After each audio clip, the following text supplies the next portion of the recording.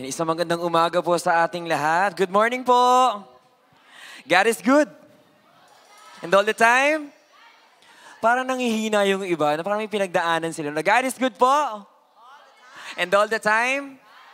At syempre po, bago po tayo mag-start ang ating service, pwede po tumayo tayong lahat. Sige po, ayan. And after po natin tumayo, pwede po tayo maghanap ng mga kasama na mananalangin for today, no? For our service. Sama-samang mananalangin, di ba? Ang sarap pong tingnan na mga kagaya natin, mga lingkod ng Panginoon, ay sama-sama nananalangin para sa ating service at syempre sa isa't isa. So, yun po. God bless po everyone.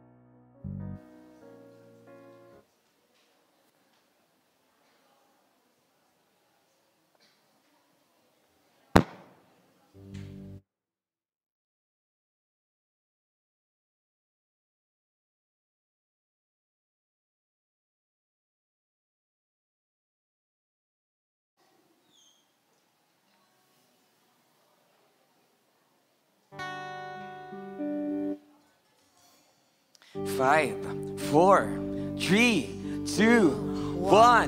Hallelujah. Come on, let's stand up and we will worship the Lord. Come on, let's give Him a big clap offering only in His name.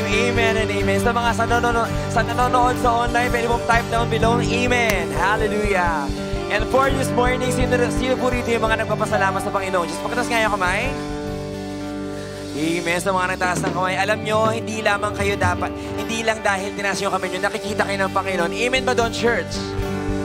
Amen. Amen ba doon, church? And this morning, walang hanggang pasasalamat ang ating ibibigay sa Panginoon sapagkat sa pinakamaliit na bagay, mabuti ang Diyos. Amen po ba? Sino po rito yung mga nakareceive ng pagpapala ng Panginoon? Pakitaas kayo kamay. Iwagay-wagay, come on. Let's be bold about it. No praising and lifting our hands for the Lord. Come on. Hallelujah.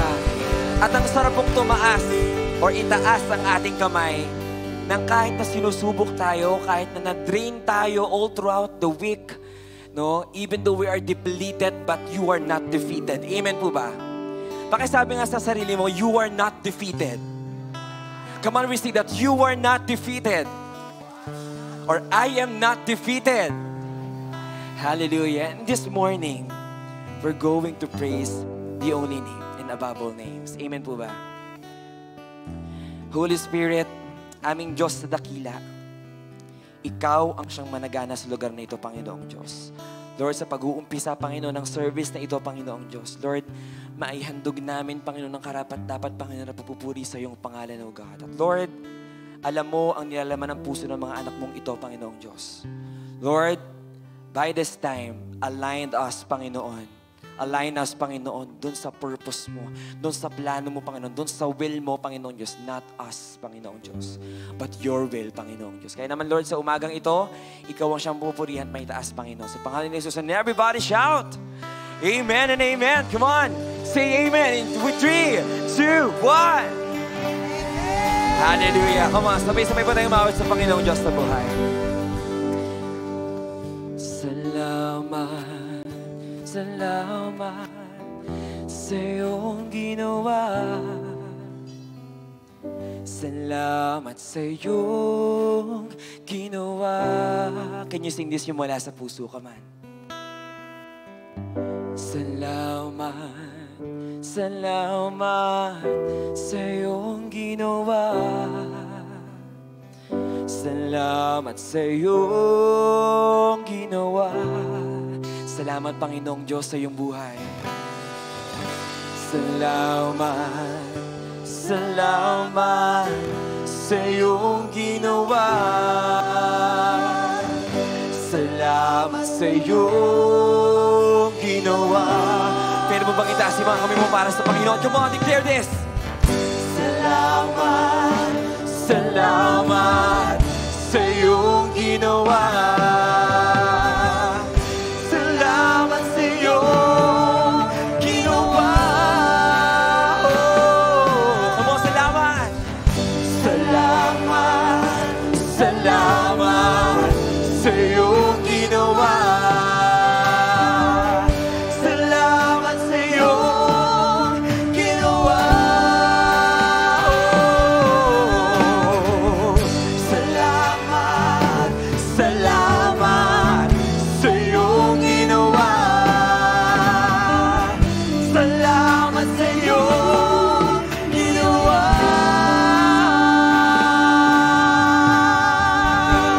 Hallelujah, come on, sa isang malaking pangalan, which is the name is Jesus. Ang magpapasalamat tayo sa kanyang dakilang gawa. Come on, church, we will going to sing and dance only to His name. Hallelujah. Hey!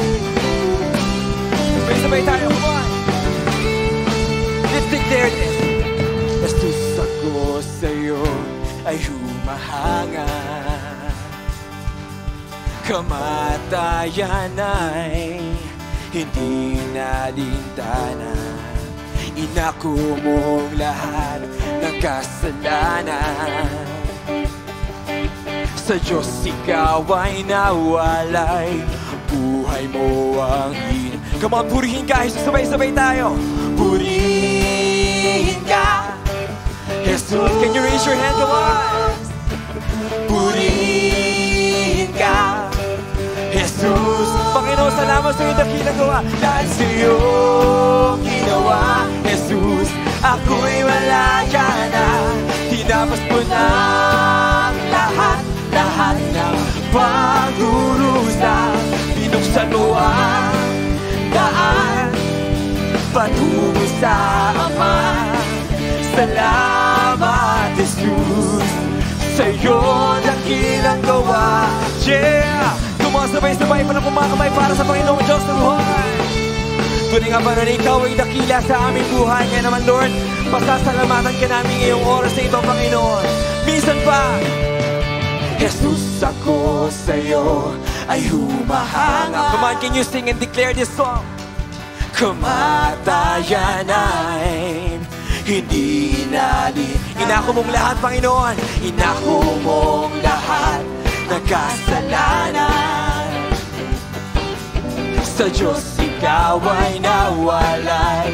Buhay mo ang Come on, purihin ka, Panginoon Jesus, sabay-sabay. Purihin ka.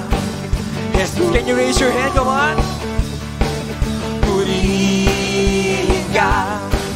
Jesus, at dahil sa iyong ginawa, Panginoon, dahil sa iyong ginawa, Jesus, ako'y malaya na. Tinapos mo na lahat ng pagdurusa. Binuksan mo ang daan patungo sa Ama.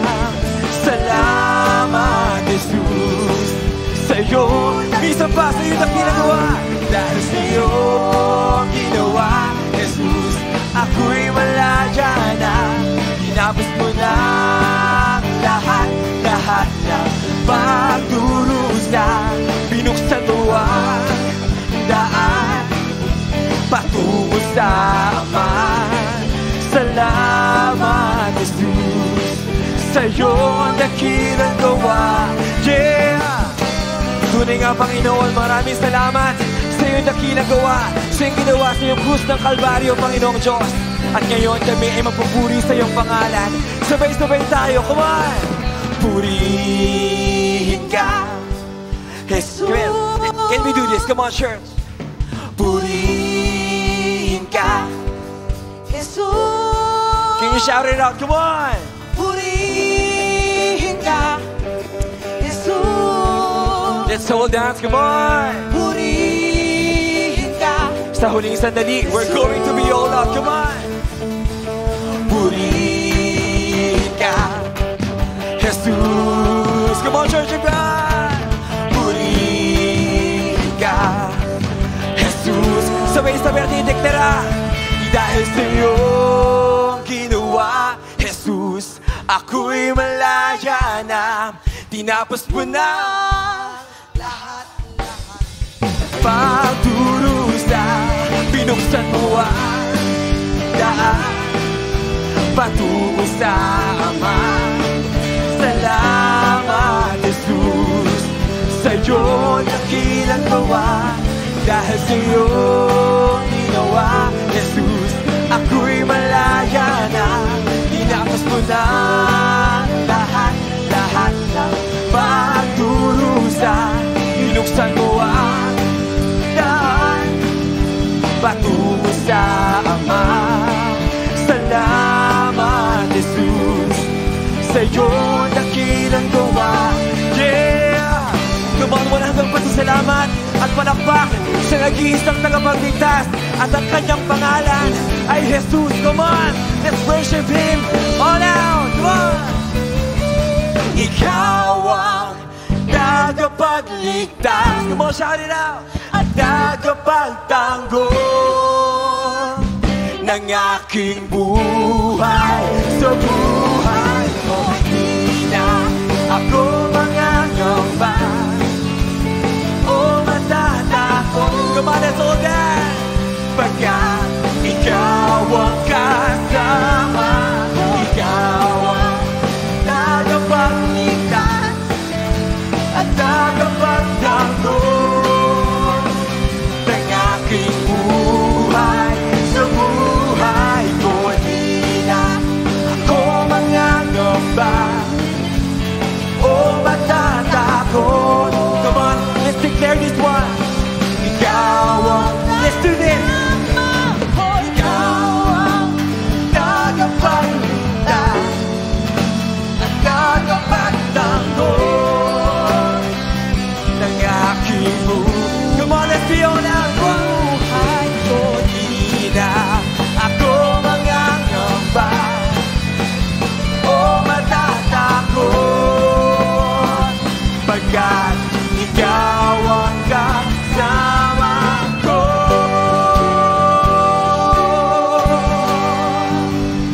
Hallelujah, come on!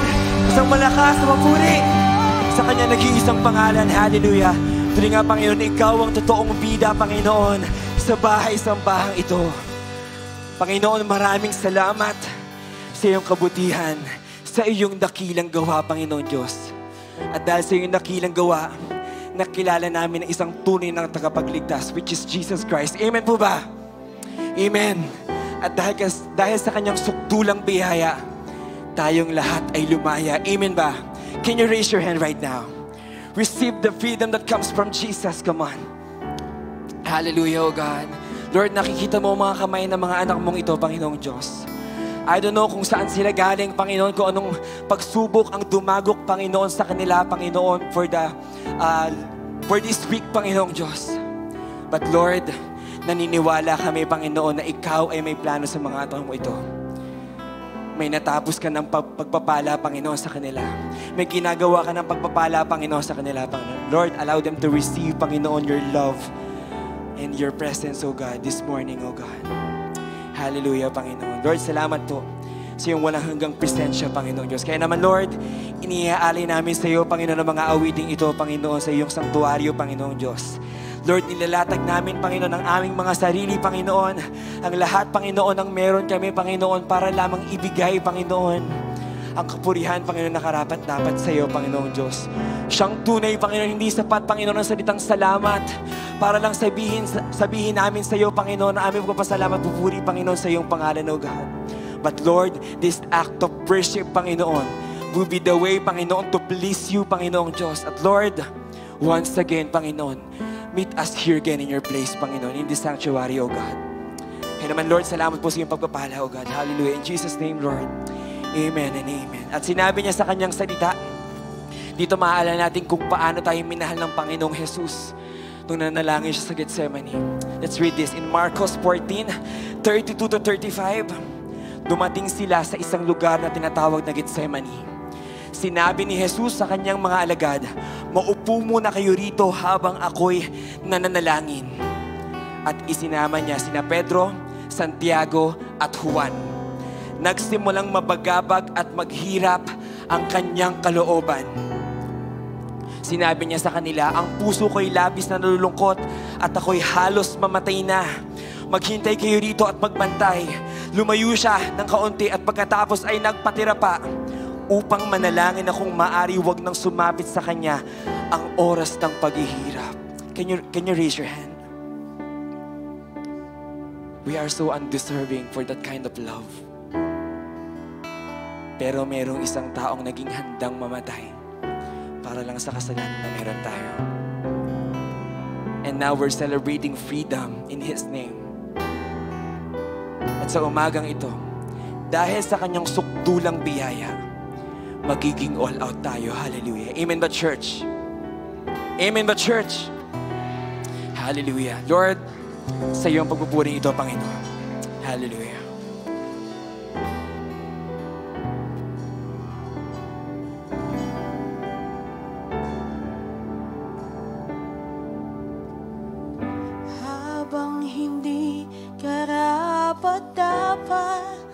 Pagkukulan ng habag at wagas mong pagsinta. Habang wala kakayanang masuklian ka ng mabuti sa lahat mong ginawa. Minsan pa nating awitin sa Panginoon. Come on. Habang hindi karapat-dapat, pagkukulan ng habag at wagas mong pagsinta. Habang walang kakayanang masuklian ka ng mabuti sa lahat mo. Panginoon, salamat sa iyong yakap. Can we raise our hand to the Lord? Come on. Niyakap mo ako sa aking karumihan. Inibig mo ako nang di kayang tumbasan. O Diyos ng katarungan at katuwiran na kahit minsan di nabahiran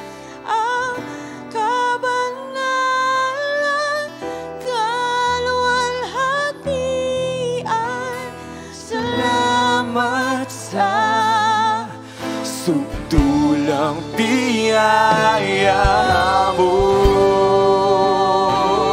Salamat,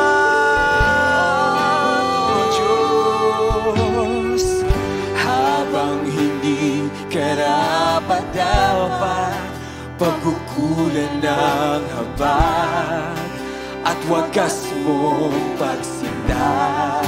Come on, sing it from your heart. Come on, church.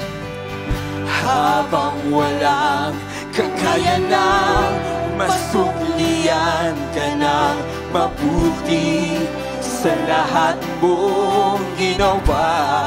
Panginoon, salamat sa iyong yakap. Yakap mo. Hallelujah. Sa aking kalumihan, inibig mo ako nang di kayang tumbasan. Niyakap mo ako sa aking kalumihan, inibig mo ako nang di kayang tumbasan. O Diyos ng katarungan at kawiranan, kahit minsan di napahiran ang kabanalan, kalwalhatian. Salamat sa sukdulang biyaya mo, O Diyos ng pag-ibig na mas malawak pa kaysa aking mga pagkakasala. Higit pa sa buhay ko, salamat sa sukdulang biyaya mo. Can you declare a deepest hallelujah in your position right now? Can you glorify and magnify His name? Acknowledge the presence of the Holy Spirit. Come on, church. Receive the power of the Lord. Receive His unconditional love. Receive His hope, His freedom, His salvation. Hallelujah. O Diyos ng katarungan at katuwiranan, kahit minsan di napahiran ang kabanalan, kalwalhatian. Salamat sa sukdulang biyaya mo, O Diyos ng pag-ibig na mas malawak pa kaysa aking mga pagkakasala. Higit pa sa buhay. Come on, declare it.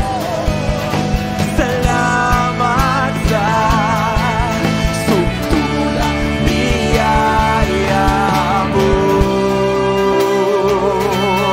Can you shout your hallelujah right now? Come on, declare a hallelujah.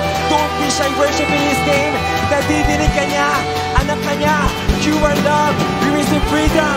We receive salvation to His name. And hope is about to come. Just receive it. Come on, church. Just sing His hallelujah. Come on. Declare. Oh. Hallelujah.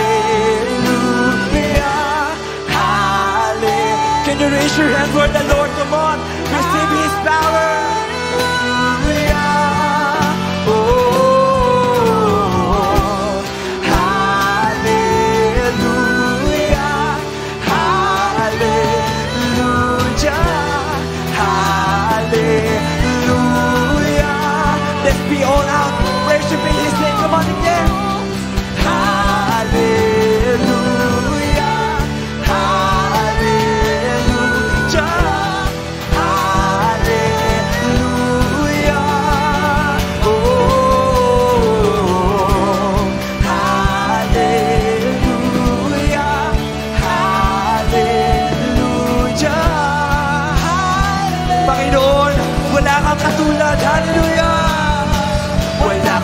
katulad. Wala nang higit sa'yo, wala kang katulad. Wala nang papatay sa'yo. Ikaw ang Diyos noon pa man, maging ngayon at kailanman. Sa habang panahon, wala kang katulad. Panginoon, wala kang katulad. Declare, wala kang katulad. Wala nang higit sa'yo, wala kang katulad. Receive His power, receive His love, Lord. Ikaw ang Diyos noon pa man, maging ngayon at kailanman. Sa habang panahon, wala kang katulad. To the highest praise, come on! Hallelujah! Wala kang katulad. Wala nang higit sa'yo. Wala kang katulad. Wala nang papantay sa'yo. Ikaw ang Diyos noon pa man, maging ngayon at kailanman. Sa habang panahon, sa habang panahon, sa habang panahon, sa habang panahon, sa habang panahon, wala kang katulad. Oh, wala kang katulad. Come on, sing it. Walang katulad ng Panginoon. Declare it now. Wala kang katulad. Oh, wala kang katulad.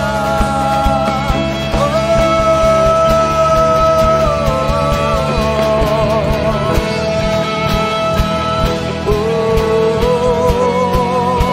wala kang katulad.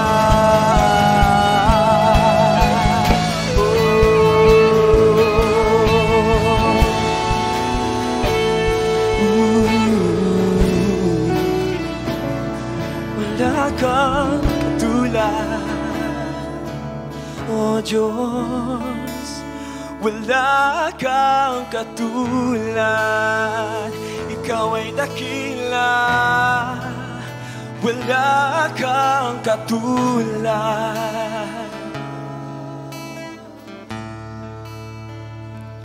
Oh, Panginoon Diyos, salamat po, Panginoon.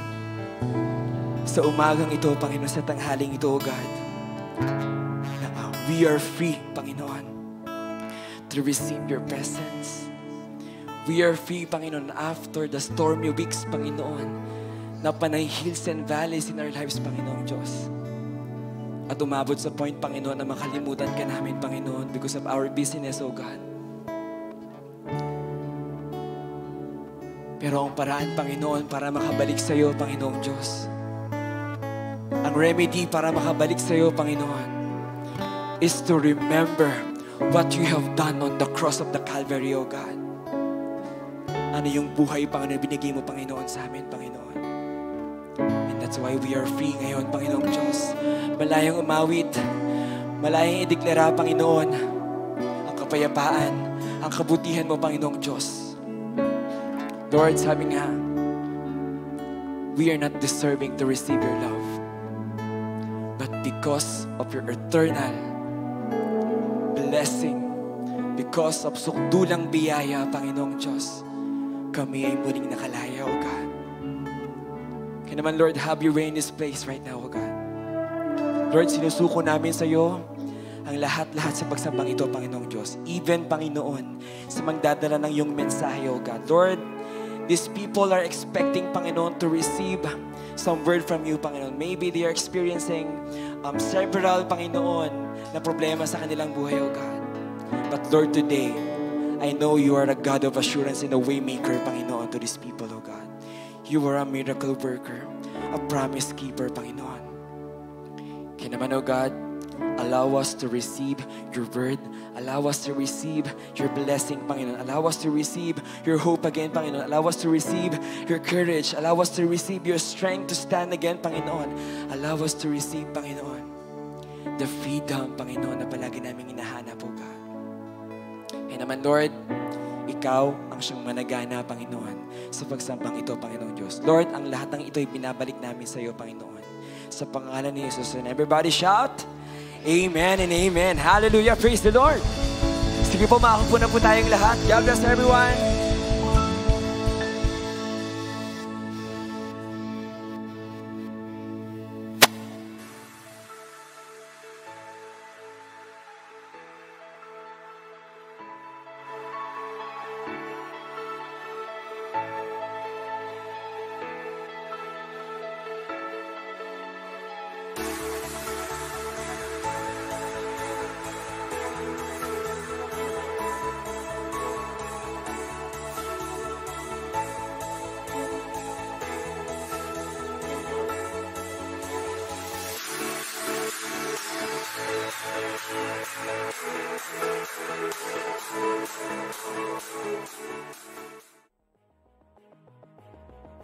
J12 fam, get yourselves ready to soar high for the Lord. Excelsior.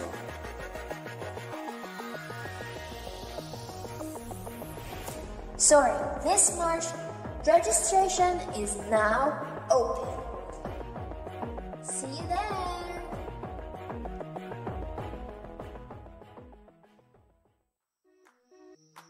In the beginning, God created the heavens and the earth. And God saw all that He had made, and it was very good. Church of God Imus and Children's Ministry invites you to The Good Planet, Loving God's Creation. Every Saturday starting May 4, 2024 from 8 a.m. to 12 p.m. Kids ages 4 to 15 are encouraged to join. Registration is now open, with a registration fee of only 50 pesos, inclusive of the student manual, certificates, and ribbons. We are also looking for sponsors, so come visit us at our booth in the lobby after the service. God bless you! Yesterday was a moment. Today is a movement. Tomorrow is legacy in the making. As we move as One Church, rising above, going beyond, exceeding further, all limitations and boundaries. Our journey continues, a relentless pursuit of shaping the next generation. Ignite your passion, increase your commitment, intensify your faith. As one mind, let us move forward.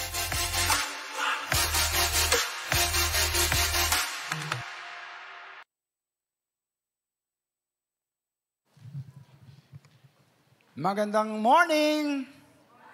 Iyon, praise the Lord. Hallelujah. How are you, brothers and sisters? Wow. Kumusta na po kayo? Are you blessed? Amen. Praise the Lord. Yan, alive na alive. Wow. Yan ang gusto kong kausap. Yan. May kausap nga ako, no? Praise the Lord. Okay, so meron pa bang first timer? Ngayon lang po nakadalo sa gawain ito. Wala, no? Meron. Wala. Sige, welcome po kayong lahat sa ating second service. At maging sa online, welcome po kayo. At pay attention sa bawat salita ng Diyos na ipapahayag sa umagang ito. Amen. Mamaya, sabi nga nung kanina, forward. No? Yun po ay gaganapin sa Baguio. No? July 17 to 19. So inanyahan po ang bawat isa kung nais nyo pong sumama at available kasi kayo sa mga araw na yon.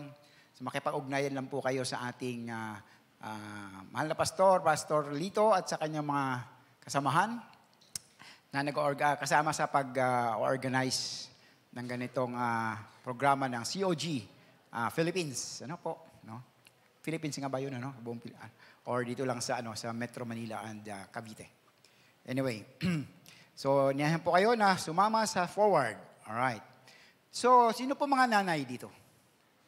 yung mga, may mga anak, yung nanganak ng normal.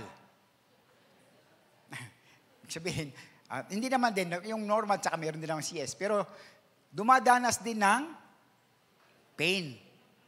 Yan sabi nila, yung agony, yung hirap, physical, di ba? Severe pain, physical pain, na parang, ayoko na.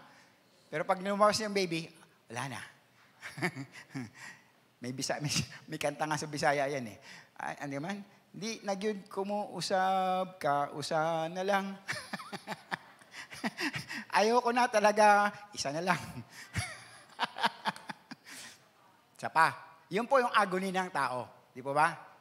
Pero meron pong isang tao, na 100% na tao, na naghirap, nagdanas, agony, spiritually, emotionally, and physically. Yan po ang ating pag-aaralan ngayon. At last week ay mensahe ng Panginoon through our senior pastor, Pastor Odi, the fulfillment of prophecies. So isa po ang ating pag-aaralan ngayon sa mga prophecies na yon in the Old Testament na naganap sa New Testament. Ito yung patungkol sa the suffering servant na mababasa natin sa Isaiah chapter 53. Okay. So, kinuha ko lang po yung verse 4. Ang sabi, surely He has borne our griefs and carried our sorrows. Yet we esteem Him stricken, smitten by God, and afflicted. O kung sa Tagalog, tunay na Kanyang pinasan ang ating mga karamdaman at dinala ang ating mga kalungkutan. Gayunmay, ating itinuring Siya na hinampas, sinaktan ng Diyos, at pinahirapan. So yun po yung propesiya ni Isaiah na ilang daang taon ang nagdaan after that na natupad sa New Testament. Today we will study the fulfillment of that prophecy according to Isaiah, nasabi ko nga kanina, ito ay naganap at nangyari sa New Testament na inirecord ni Matthew, Mark, and Luke. Okay, so ang ating text ngayon, kukunin natin, or ang ating passage, kukunin natin sa Book of Luke. So ang title ng mensahe, Jesus, Agony at Gethsemane. At ang ating teksto ay ating mababasa sa Luke chapter 22, verses 39 to 46. And He came out and went, as was His custom, to the Mount of Olives. And the disciples followed Him, and when He came to the place, He said to them, pray that you may not enter into temptation. And He withdrew from them about a stone's throw, and knelt down and prayed, saying, Father, if you are willing, remove this cup from me. No? Ang sabi diyan, nevertheless, not my will, but yours be done. And there appeared to him an angel from heaven, strengthening him. And being in agony, he prayed more earnestly. And his sweat became like great drops of blood falling down to the ground. And when he rose from prayer, he came to the disciples and found them sleeping for sorrow. And he said to them, why are you sleeping?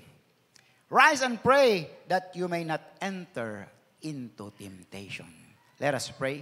Father God in heaven, thank you for the reading of your words. Panginoon, thank you, God, for this opportunity na kami muli ay makarinig ng iyong mensahe, Panginoong Yesus. Lord, kung meron kang nakikitang karumihan sa aming mga puso, kasalanan, Panginoon, unconfessed sins, Lord, humingi kami ng kapatawaran. Ito may sa isip, sa salita o sa gawa, sinadya o hindi. Lord, forgive us.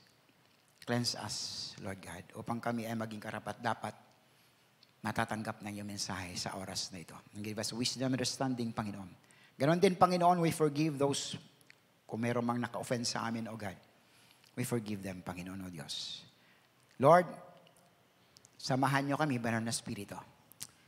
Lord, fill us, empower us sa aming pakikinig ng iyong salita na nakafocus lamang kami sa inyo, O Diyos. Alisin niyo po ang mga distractions, Panginoon. Thank you, God. In Jesus' name we pray. Amen and amen.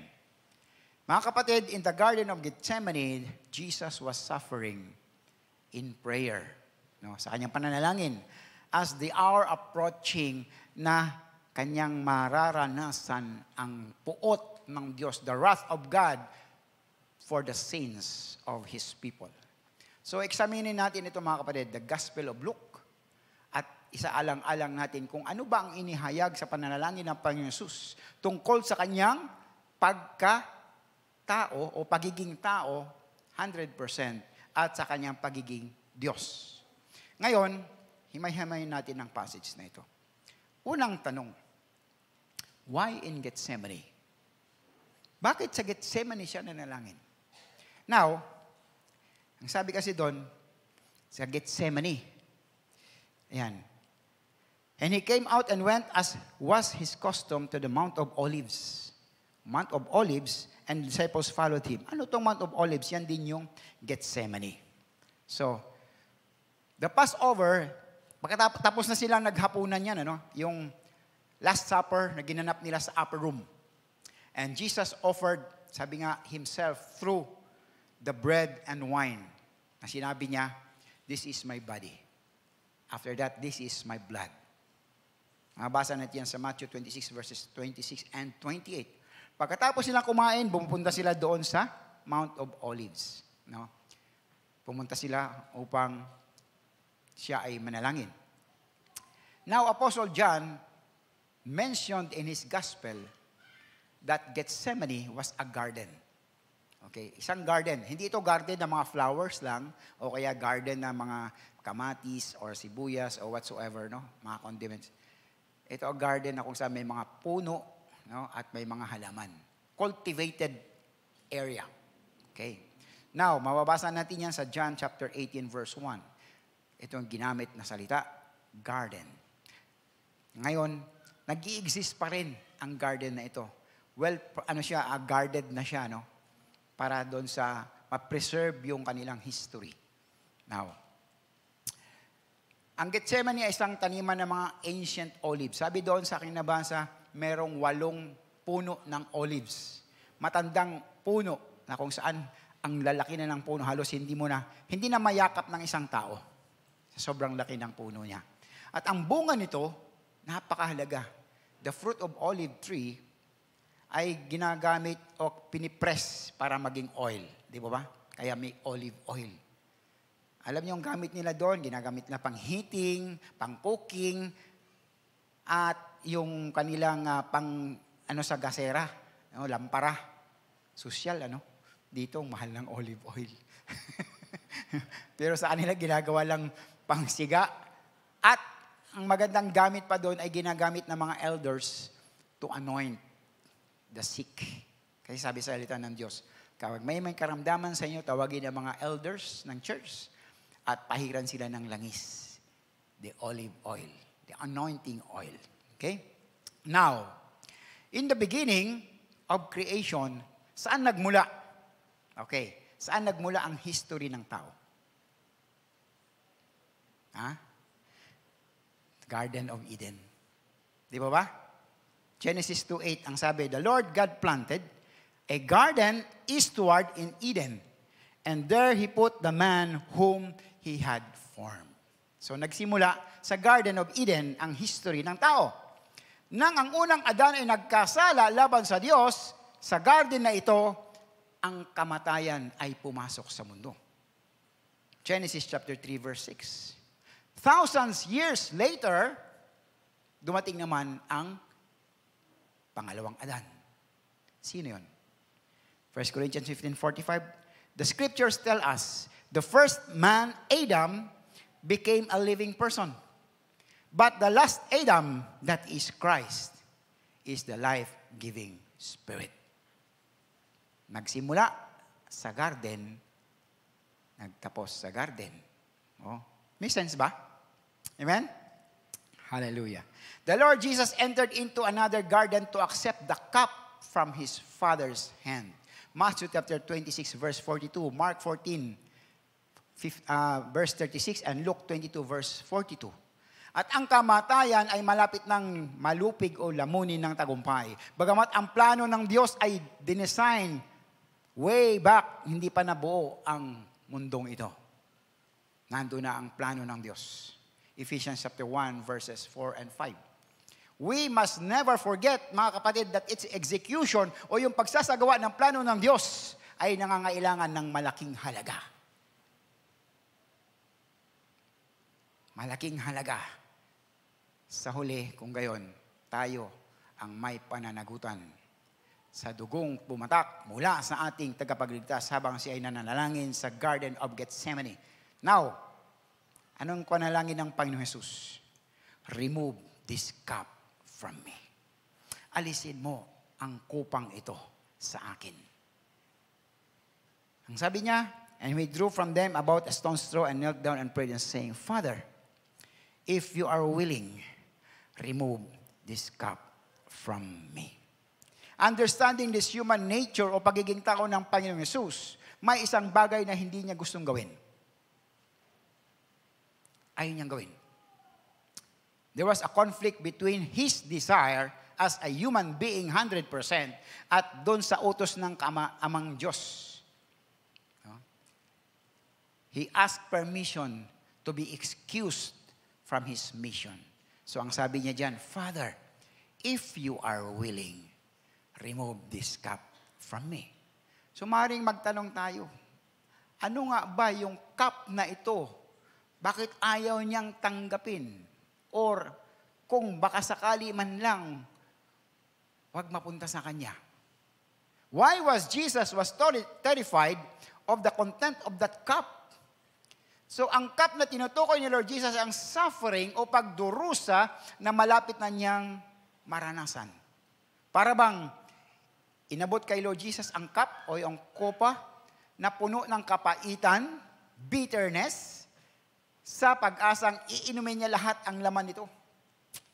Jesus had used the same symbol in Matthew chapter 20 verse 22. Nung nag-prophesy siya tungkol sa future ng kanyang dalawang disipulo na si James and John.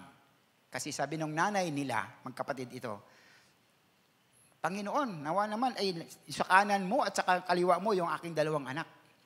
No, sabi niya, kaya ba nilang tanggapin o yung cup na aking inumin? No?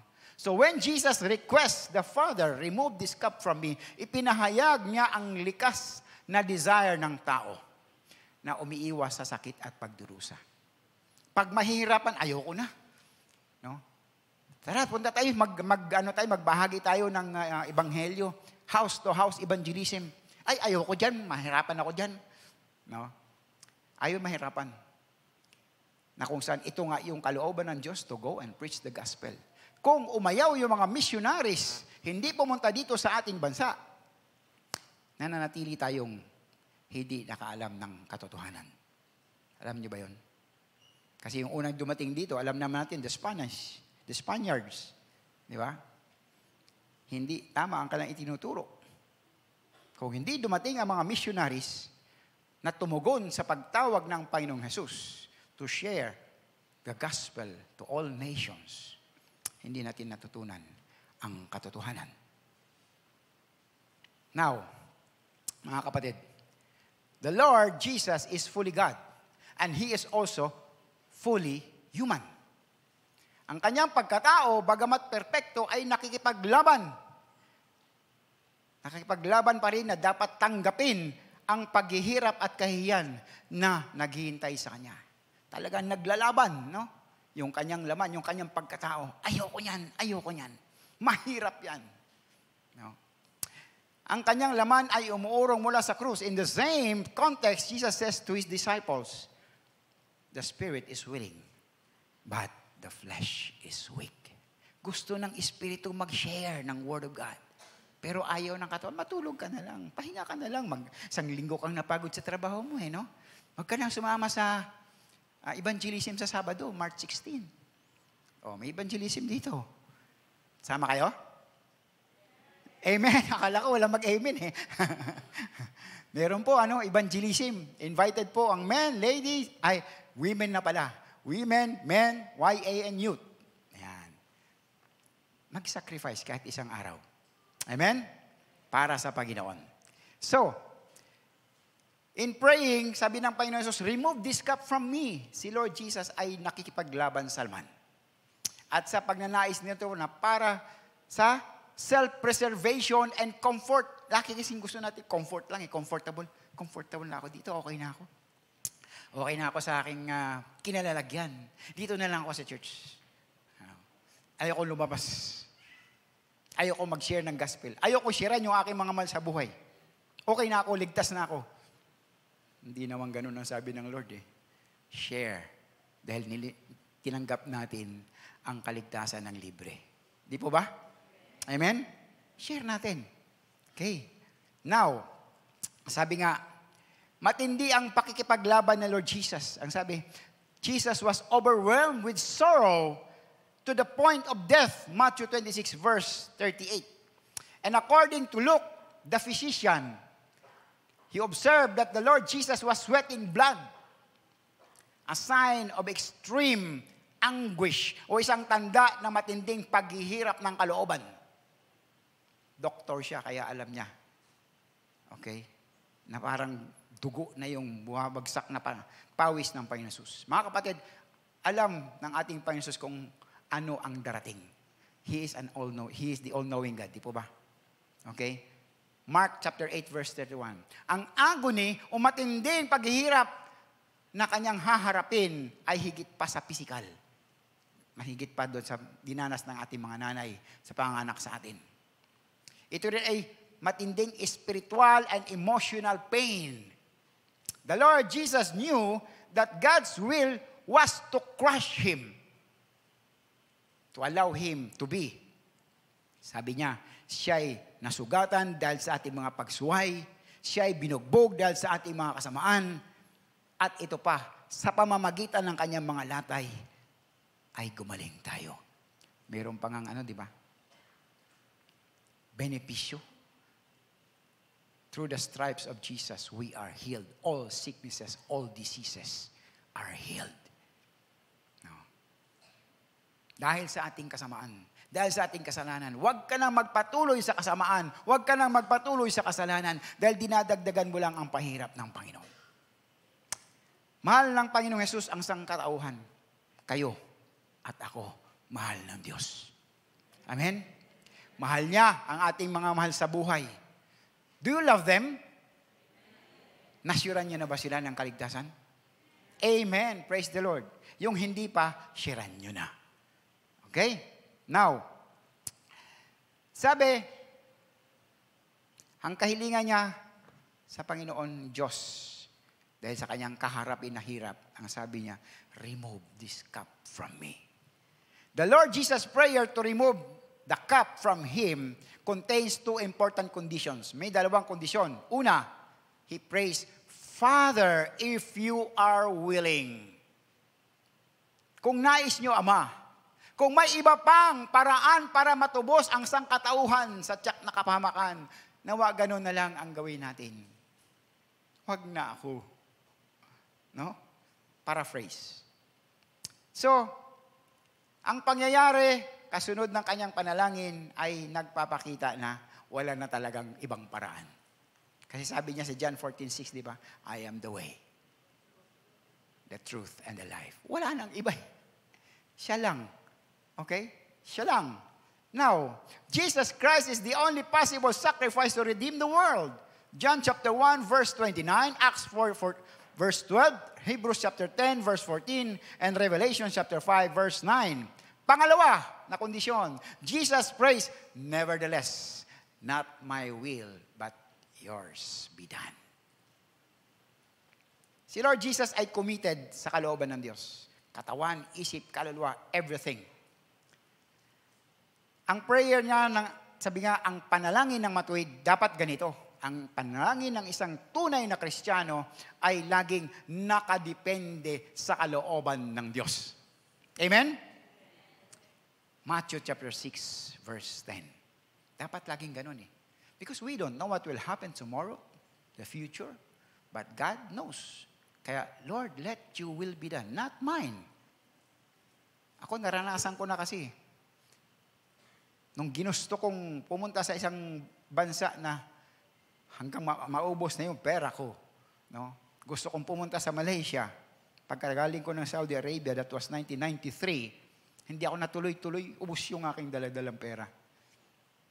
Hindi pala yun ang kalooban ng Lord. Nung sinabi ko sa Panginoon, Lord, pagod na ako. Ayoko na. Bahala na kayo.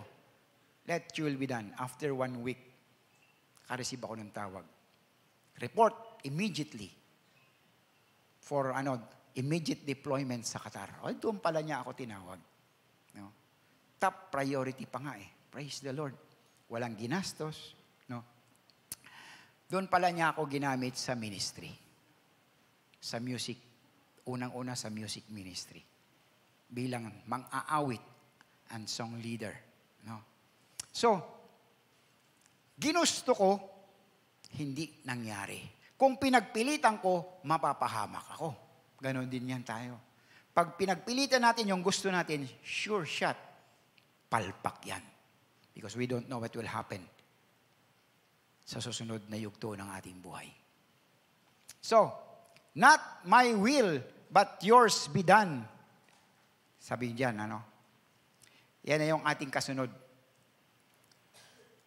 Yung will ng Panginoon ang dapat masunod sa ating buhay. So, human's will and God's will.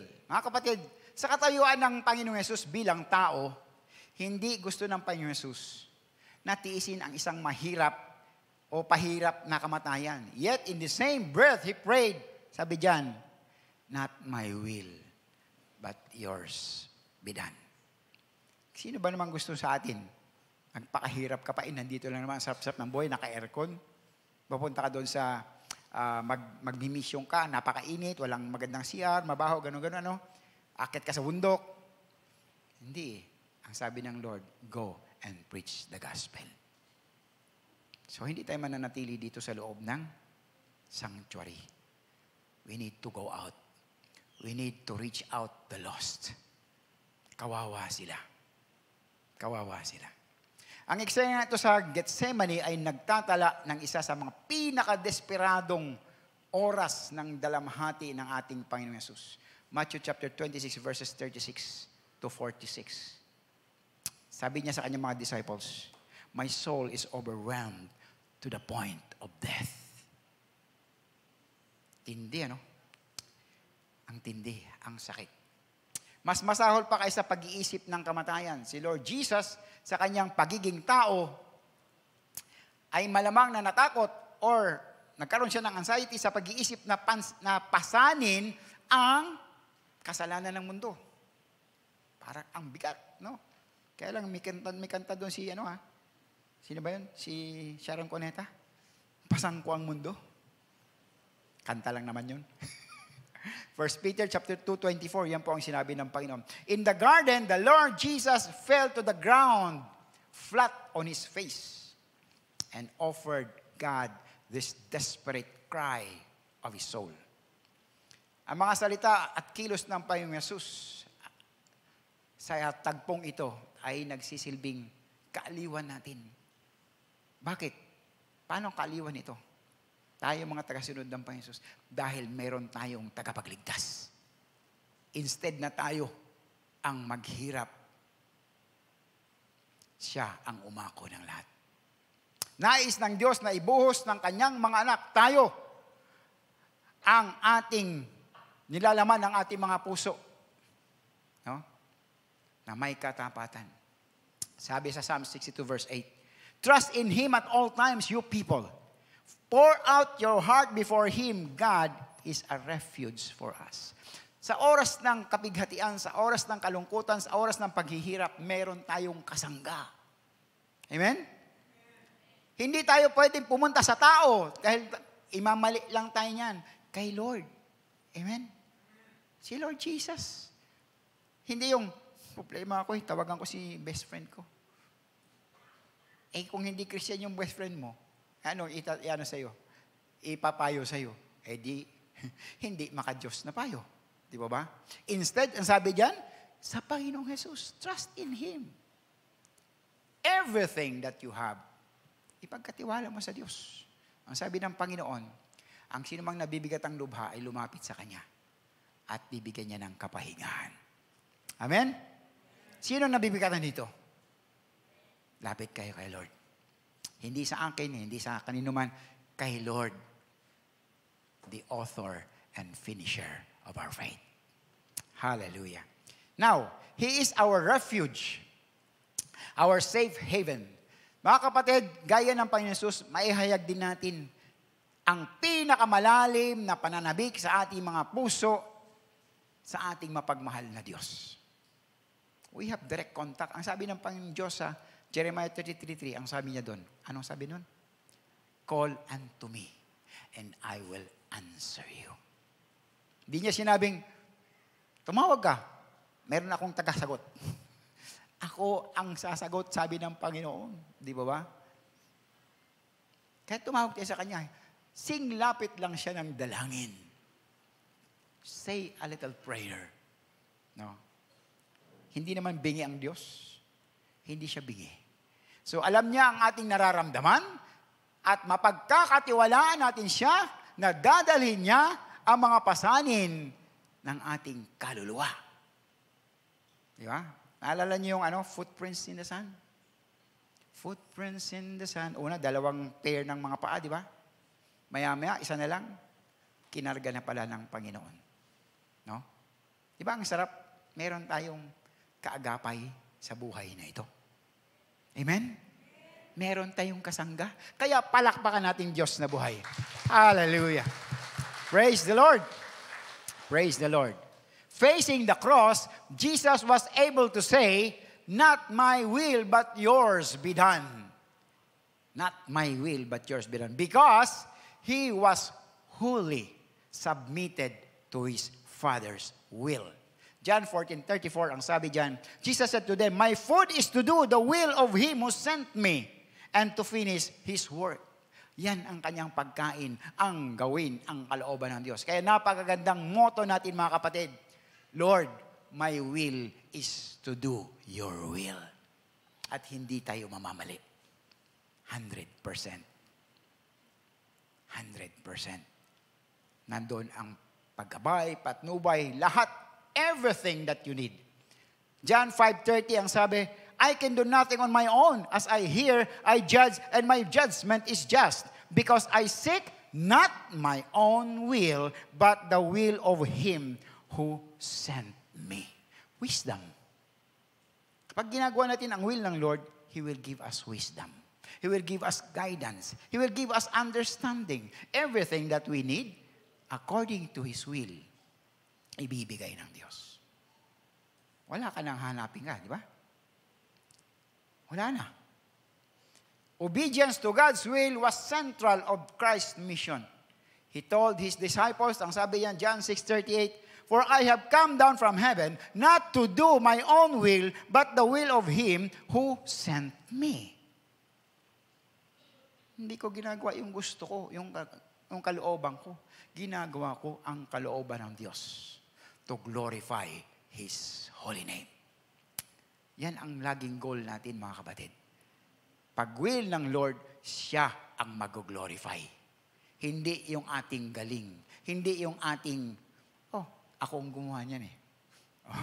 Hindi ganon. Yung will ng Lord, siya ang maitataas, siya ang madadakila. Amen ba yun? Amen. So sabi, not my will, but yours be done, ay ang tiyak na panalangin na hindi nag-fail. Hindi nag-fail. According to 1 John 5:14 and 15, now this is the confidence that we have in Him, that if we ask anything according to His will, anong kasunod? He hears us. Diba? Yung pala bakit kasi ang tagal ko lang nanalangin, wala pang sagot si Lord. Hindi niya will. Pag will niya, automatic may sagot. Di ba ba? Di ba? Parang napakasimple, di ba ba? Kaya lang ang tao kasi lagi gusto. Ito sa akin Ito sa akin, gusto ko to. Ayokong gawin yung gusto ni Lord. Gusto ko sarili ko. Palpa ka talaga. Hindi ka magtatagumpay. Now, sabi, ang pananalangin sa kalooban ng Diyos will guarantee na dinidinig ng Diyos ang ating panalangin. At ito ibibigay niya according to His perfect time. Not in our time frame. Take note. Not in our time frame. Because God knows the exact time na kailangan mo ang kasagutan ng iyong panalangin. Amen ba yun? Sa kanyang time. Kalooban. Now, sa katunayan, ang isa sa mga pangunahing layunin ng panalangin ay upang hayaan ang kalooban ng Diyos ang maisakatuparan at magbigay ng kanulatian at karangalan sa kanyang dakilang pangalan. Always for the glory of God.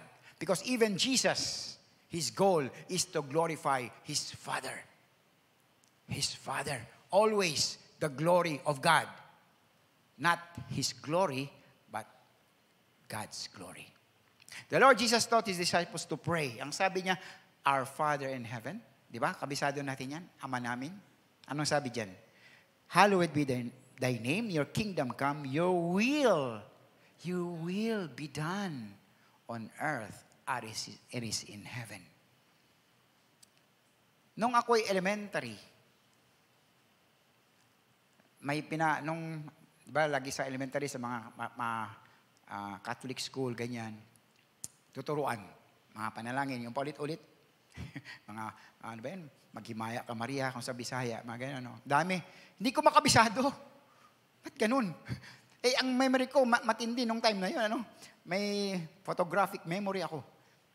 Ang na-memorize ko, Ama namin, ito lang pala yung nasa Bible, na panalangin. Di ba? Sa Matthew 6, di ba? Yan lang pala yun. So, you will be done, Lord. You will be done. Not mine. Not mine. But yours be done. Now, so, yung mga nanalangin sa ganitong paraan na nagnanais ng kalooban ng Diyos, higit sa lahat, ay naghahayag na sila nga ay mga tunay na alagad ng Panginoong Yesus. Okay? Tinuro ng Lord eh. Di ba? Sabi pa sa Matthew 7:21, Not everyone who says to me, Lord, Lord, shall enter the kingdom of heaven, but he who does the will of my Father in heaven. Yan na, di ba? Ang sino mang gumagawa ng kalooban ng Diyos, ang siyang makakapasok sa kaharian ng langit. Maliwanag, di po ba? Hindi yung, ang sino mang mayaman dito, sino ang pogi, sino maganda, makapasok. Hindi. Ang sino mang matulungin, hindi. Ang gumagawa ng kalooban ng Diyos. Maliwanag ba yun? May kausap ako, no? Amen. Praise the Lord. Hallelujah. The Apostle Paul encouraged sa mga tao, sa atin, mga Kristiyano, na sabi nga, ini-encourage to seek the Holy Spirit's help to pray in agreement with God's will. Romans 8:26-27 ang sabi, in the same way, the Spirit helps us in our weakness, for we do not know how we ought to pray, but the Spirit Himself intercedes for us with groans too deep for words. And He who searches our hearts knows our mind knows the mind of the Spirit, because the Spirit intercedes for the saints according to the will of God. Mga kapatid, sabi ko nga, di ba, may mga previous preachings, always acknowledge the Holy Spirit. Dahil siya ang magtuturo sa atin kung ano ang kalooban ng Diyos. If the Holy Spirit has no power na hindi mo siya inalaw na kumilos sa iyong buhay, hindi mo malalaman ang kalooban ng Diyos. Simple. Di po ba? Simple logic. Pag hindi mo ina-acknowledge si Holy Spirit sa buhay mo, walang magtuturo sa iyo kung ano ang kalooban ng Diyos. Kaya lagi namin ina-encourage kayo. Always acknowledge the Holy Spirit. Lord, help me. Guide me. Give me wisdom. Give me understanding. Let me know you will. Diba? So Apostle Paul also urged o hinikaya tayong mga believers to learn to know God's will. Learn to know God's will. Maraming ganyan, ano? Kahit matagal ng Kristiyano, pagdating sa God's will o human's will, mas gusto nila yung kanilang gusto. Yung human's will. Instead, the God's will. Maraming ganyan. Pinag-pray mo na ba yan? Oo, pinag-pray ko na. Anong sagot ng Lord? Basta pinag-pray ko na. Maraming ganyan eh. Pinag-pray na yan. Oo, okay na yan, okay na yan. Anong sabi ng Lord? Wala eh. Parang yung best friend ko, sabi ko, na-share ko nung kagabi sa YA. Malapit kong kaibigan at kasama sa music ministry sa Qatar. Isang nurse, babae siya, no? And medyo naghahabol kasi 31 years old na, dalaga pa, no, ganun. So, nung magkahiwalay kami, lumipat ako ng Oman, naiwan siya doon, nabalitaan ko, nagkaroon siya ng boyfriend, at yung lalaki ay na-invite lang sa gawain. So, parang, mga ganun kasi, may mga hidden agenda, kaya pumapasok sa church. Kasi may nakita mga ganda. Salesman. Magaling sa talking. So, na-sales talk yung aking kaibigan. Tapos sabi ko, pinag-pray mo ba yun? Yung pagpakasal mo sa kanya? Sabi niya, pinag-pray ko. Pero sabi niya, even the eve of my wedding, walang sagot si Lord. Ba't mo tinuloy? Tinuloy ko, gusto ko eh. Alam niyo ang nangyari? May asawa yung lalaki dito sa Pilipinas. Will niya eh. Nung tumawag siya sa akin, kasal na siya. Anong gagawin ko doon? May iyak. Hindi naman ako kung ano. Sabi ko, hindi ako, ano ba to? Marriage counselor. Tawag ka sa DZAS. Sabi ko. Kiklem Guillermo. Mga kapatid, pag inuna mo yung gusto mo, expect mo na yung mali. Expect mo na consequence ang dadanasin mo. Pag sinunod mo yung gusto mo, sigurado ka, mali. Because you don't know. You don't know what will happen tomorrow. Amen? Now, sabi ng Apostol Pablo, let to know God's will for our lives because God's will is good and pleasing and perfect. Romans chapter 12, verse 2. Perfect, good, pleasing. Wow. Yun ang will ng Lord. Nang sa ganon, siya ang mag-glorify. Hindi ang ating kagalingan. Nung sinabi ng Panginoon Jesus, not my will but yours be done, He surrendered His own will to God's will, fully convinced that His Father knew what was best. Kaya lagi kong Lord, you know the best. You know best for me. Kaya let your will be done. No?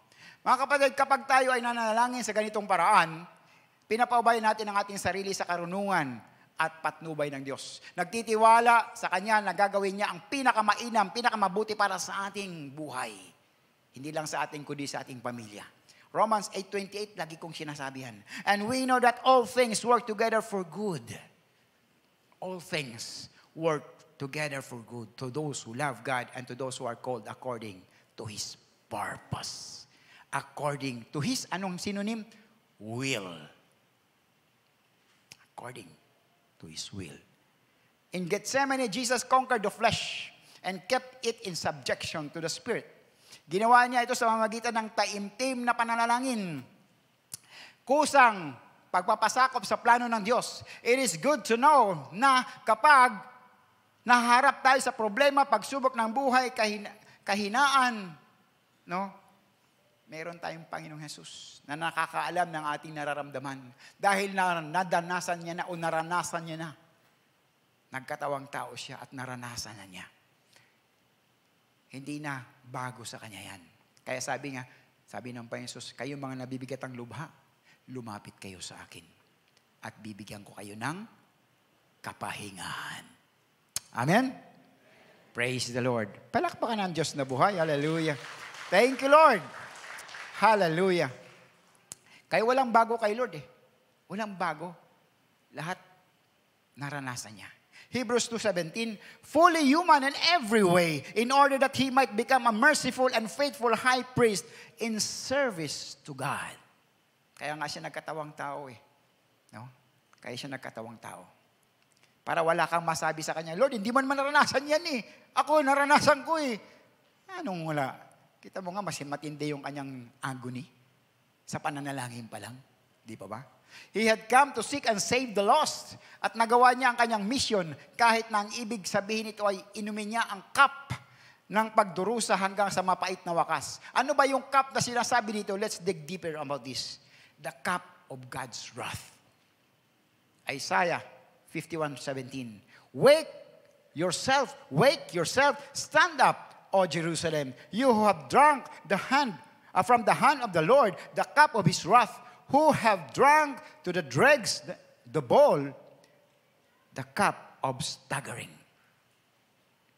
As Jeremiah 25:15 and 16. Thus the Lord, the God of Israel, said to me, take from my hand this cup of the wine of wrath, and make all the nations to whom I send you drink it. They shall drink and stagger and be crazed because of the sword that I am sending among them. Ano nga ba yung cup na kinatatakutan ng Lord? Ito ang cup ng puot ng Diyos na ibinuhos sa mga makasalanan. Ito ang cup na ibubuhos sa mga hindi matuwid, maging sila man ay Hudyo o Hintil. Ito ang cup na inihula in the Old Testament at pinapreside din sa Book of Revelation. Ito ang cup na puot ng Diyos simula sa Great Tribulation at mananatili magpakailanman. Ito ang cup na kinatatakutan ng ating Panginoon Jesus na inumin. Ito ang puot ng Diyos na ipinakita sa walang hanggang pagdurusa. Jesus' agony was due to the cross which await before Him. He was not in agony because of the man na magpo-forsake o magpo-forsake sa kanya. Pero yung kanyang kinatatakutan, yung agony niya ay he would be forsaken and afflicted by God the Father. Jesus was fearing suffering in the anticipation of yung pagpasan niya ng kasalanan ng mundo. Kasama tayo doon. Yung pagiging makasalanan natin. Kasama na nagpapabigat sa ating Panginoong Hesus. And the wrath of God which they deserve. Mga kapatid, sinasabi sa atin ng talatang ito na dahil dinala ng Panginoong Hesus ang puot ng Diyos bilang kapalit ng mga makasalanan, hindi na kailangan ganapin ng tao uli. Yung magpapasad sa krus, uso yan, ano? Uso yan, nagpapapako. Walang bearing yon. Sila lang yon. Ang kaligtasan ay dumarating kapag ang isang tao ay sumampalataya sa ating Panginoong Hesus. Amen ba yon? Amen. Buong pusong pananampalataya, buong pusong pagsuko ng kanyang buhay sa Panginoong Hesus. Hindi yung pakitang tao, hindi yung sanguso lang. Because God knows our heart. Di ba sabi ng Panginoon, hindi lahat ng tumatawag ng Lord, Lord ay makakapasok sa kaharian ng langit, kundi ang gumaganap sa kalooban ng Diyos. Now, sabi doon, siya ay namatay para sa ating kaligtasan. Ngayon, those who reject the Lord Jesus Christ, mga kapatid, kung meron pa kayo mga mahal sa buhay na hindi pa nakakilala sa Panginoon Hesus, na wala pang relasyon sa Panginoon Hesus, who always rejected the Lord Jesus Christ to be their Savior, siran nyo sila. Siran nyo sila ng kaligtasan. Sabi kasi, those who reject the Lord Jesus Christ and His atoning sacrifice must bear the wrath of God, which will be poured out on unbelievers in the future. Sa oras ng paghukom. Ito yung sinama sa Revelation chapter 14, verse 9 to 11. And another angel, a third, followed them, saying with a loud voice, if anyone worships the beast and its image and receives a mark on his forehead or on his hand, he also will drink the wine of God's wrath, poured full strength into the cup of his anger. Wow. And he will be tormented. Itong matindi dito eh. He will be tormented with fire and sulfur in the presence of the holy angels and in the presence of the Lamb. Who is that? The Lord Jesus Christ. And the smoke of their torment goes up forever and ever, and they have no rest day and night. Naku, 24/7 kang maghihirap kapag nireject mo ang Panginoong Yesus as your Lord and Savior. Mahabag kayo sa inyong mga mahal sa buhay, kaibigan, na wala pang relasyon sa Panginoong Yesus. Tayo ligtas na. Paano sila? Paano sila?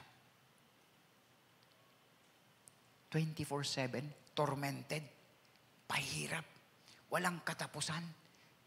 Dito nga, mainit lang. Diba? 34 degrees, 35 degrees. Nagreklamo, init naman dito sa Pilipinas. Mabot ng 40 degrees, init. Eh sa impyerno. Walang katapusan. Na sobrang init. Naglalagablab na apoy. Sa Saudi, 50 degrees. Kaya pa, 50 degrees. May AC naman. Sa impyerno, walang AC. Nakakatawa, Pero may katotohanan.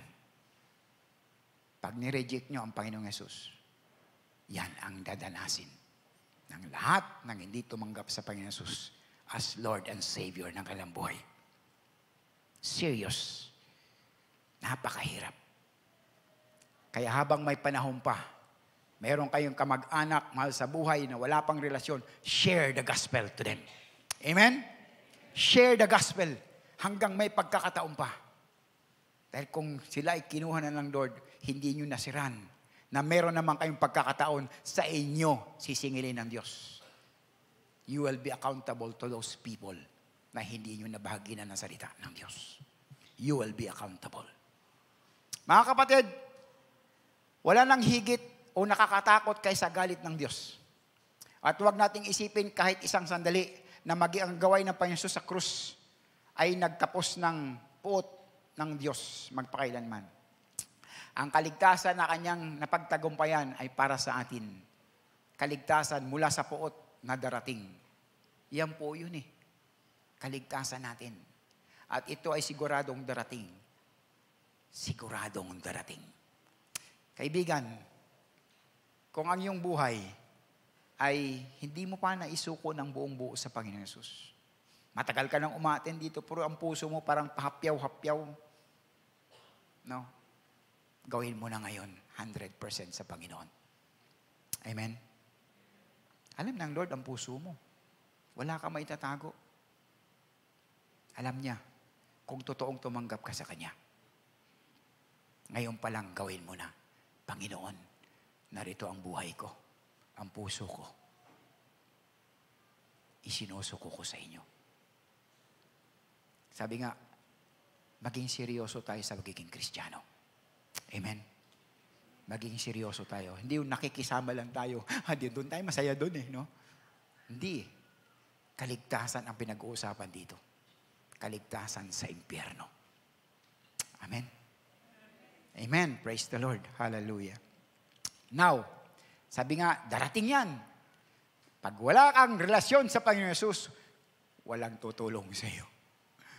Bahala ka sa buhay mo. Binigyan ka ng pagkakataon Marami ang haba ng pagkakataon binigay ng Panginoon Yesus para magbalik loob sa Kanya ang Kanyang mga nilalang. Pero ayaw ta rin. Gusto pa rin yung human's will. Now, Jesus in agony prayed more earnestly. Tindi, Habang siya nakakaranas ng kahirapan, sakit na kanyang damdamin, mas lalo siyang naging mataimtim na manalangin. So sabi diyan, and there appeared to him an angel from heaven strengthening him. Mayroong nagpapalakas sa kanya na anghel. Makikita natin dito mga kapatid that in the midst of Jesus' suffering, an angel from heaven strengthened him. Ganon din naman yung nangyari sa kanya nung natapos sa kanya ng 40 days and 40 nights fasting at siya ay tinukso ng dyablo. Pagkatapos nung umalis ang dyablo, the angels came and ministered to him. Siyempre, anak ng Diyos. No? May mga anghel. Ganon din tayo. Kapag tayo nakakaranas ng kabigatan, ang sama ng loob, parang sasabog ang ating dibdib, pag nanalangin kayo, aalisin ng Lord yan. Lord, alisin niyo ito, Panginoon. Iiyak niyo sa Panginoon. Hagulgol sa Panginoon. Pagkatapos, ang luwag. Naranasan niyo na ba yan? Amen? Ako marami ng beses naranasan ko yan. Kaya proven ko na eh. Panalangin lang sa Lord. Nang mataimtim. Tanggal. Di ba?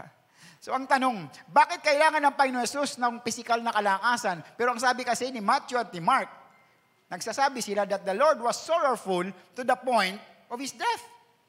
Sinabi sa atin naman ni Luke na isang manggagamot na ang kalungkutan ang dahilan ng pagkaantok ng mga alagad. If the disciples were sleepy from their sorrow with as little knowledge of the situation as they have, paano sa palagay ninyo naapektuhan ng kalungkutan ang Panginoong Hesus? So, the physical strengthening was, walang kaduda-duda, intended to carry our Lord para malagpasan niya ito. Yung physical and emotional demands ng pag-aaresto sa Kanya, yung trials na gagawin sa Kanya, yung crucifixion higit sa lahat. Ngunit ito rin naman ay ibinigay din sa Kanya upang suportahan siya sa gabi ng Kanyang pananalangin. No? Kaya, after He was strengthened, Jesus returned to His prayer. 3 beses siya, di ba? Bumalik doon sa Kanyang mga disipulo. So, balik ulit siya sa panalangin, pinalakas siya ng anghel. Pray ulit siya, pray. Ang sabi ni Luke, and being in agony, he prayed more earnestly. Ano tong agony na to? Agonia in Greek, ang ibig sabihin, struggle, anguish. Ano ba ito sabi sa Oxford Dictionary? Extreme physical or mental suffering. Merriam-Webster, intense pain of mind or body. And Cambridge Dictionary, extreme physical or mental pain or suffering. Extreme, intense. Ang hirap naman nun. Paano mo sa isang normal na tao talagang, ayoko na, pakamatay na lang, wala na. Sa sobrang hirap, hindi na kaya. Sige, kunin mo na ako. Hindi, si Lord, mas lalong nanalangin. Mas lalong tumindi ang kanyang pananalangin sa Diyos. Being in agony, he prayed more earnestly. Sa sobrang hirap ng naranasan ng Panginoon Jesus, mas lalo siyang nanalangin ng mataimtim. Hindi niya pinairal ang kanyang pagiging Diyos o anak ng Diyos. Bagkus, isang taong nangangailangan ng kalakasan upang mapagtagumpayan ang kanyang kasalukuyang nararanasang matinding kahirapan ng kalooban. Prayer, hindi ito magiging out of season. Never na ma-out of season ang prayer. Always on time. In a timely manner. Lalo na pag nasa kalungkutan tayo, nasa kahirapan, lahat ng problema, pighati, panalangin. Amen? Call unto me and I will answer you. Yan ang sabi ng Diyos, di ba? Manalangin lang kayo, Lord. Hindi naman kailangan na 1 oras na panalangin kung tatawag ka kay Lord ng tulong. Di ba? Kung nagdadrive ka, sabi ko nga, paano ka, nakapikit ka, nagdadrive ka, mabangga ka pa. Ano ba to, Lord? Di ba? Short prayer. Di ba? It depends on the situation. Di ba? Pero kung meron kang, nasa quiet time ka, ikaw at ang Panginoon lang, kahit 3 oras, ang sarap manalangin sa Diyos. Ang sarap makipag-usap sa ating Panginoon. Amen? Di ba? Naranasan nyo na yan, di ba? Naranasan ko na rin yan. Now, tayo rin mga kapatid, kapag matinding kahirapan, sabi ko nga ng kalooban, we should earnestly pray nang sa ganun ay mapaglabanan natin ang tawag ng laman, mapaglabanan natin ang tukso ng dyablo, o anumang paghihirap ng kalooban, at maranasan natin yung kagaanan, kaginhawahan ng ating kalooban. So, sabi nga, tingnan ang nakakatakot na epekto nito sa Garden ng Gethsemane. Kasi kapag ang isang tao ay nag-i-enjoy na sa kanyang imagination na mayroon siyang paboritong kasalanan na ginagawa, ay, hindi naman ito alam ng mga kamag-anak ko, hindi naman ito alam ng kasambahay ko. Epekto, isipin mo kapatid, ang epekto nito sa naranasan ng Panginoon Jesus sa Garden of Gethsemane. Tingnan ang nakakatakot na epekto nito. Ang naranasang hirap ng Panginoon Jesus. Napakahirap. Hindi ma-explain, no? Yung agony, yung pagdurugo na yung pawis niya na parang dugo na, no? Sa paghihirap na ito, ang kanyang pawis ay parang malalaking patak ng dugo. Ang sabi diyan, and his sweat became like great drops of blood falling down to the ground. May mga nagsasabi na ang description nito ng Luke ay parang symbolism lamang. Jesus' sweat fell to the ground in large, heavy drops, the way that blood drips from an open wound. However, there is a rare medical condition that produces the symptoms described and explained sa sinabi ni Luke. Si Luke kasi ay doktor, alam niya ang kanyang sinasabi. Hematodrosis. A very rare condition in which a human sweats blood.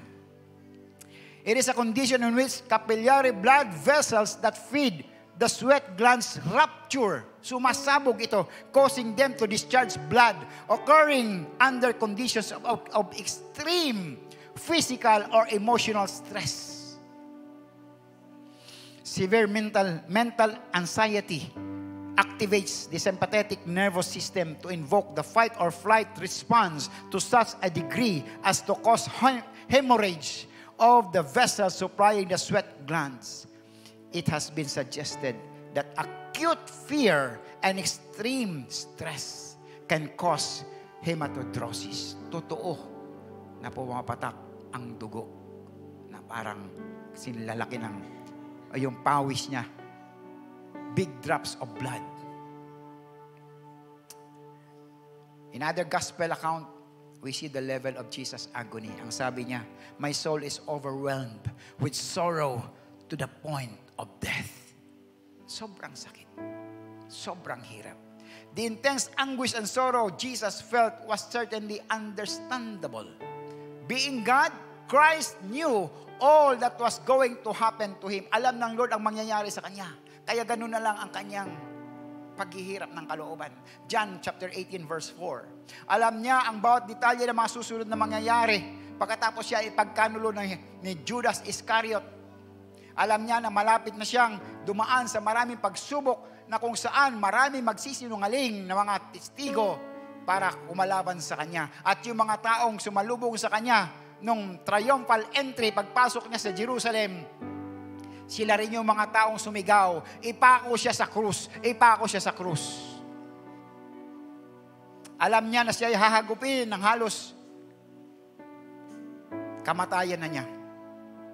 Yung papaluin ka ng metal na matalim, pagpalo sa'yo, babaon sa laman mo, paghatak kasama ang laman.